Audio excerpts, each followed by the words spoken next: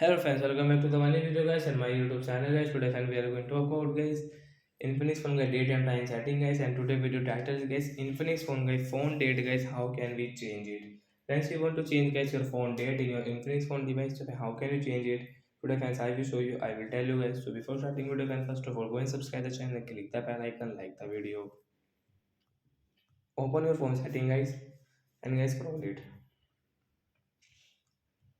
Friends, you can see guys phone system setting guys, we will tap here.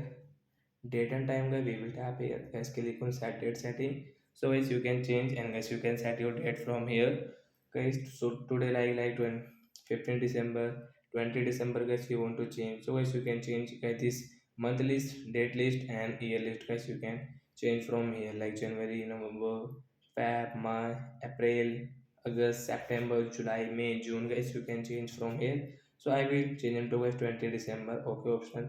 And friends, you can see guys this phone date will change into 20 December guys. You can see 20 December Tuesday. So like that guys, we can change our Infinix phone guys phone date. So bye guys.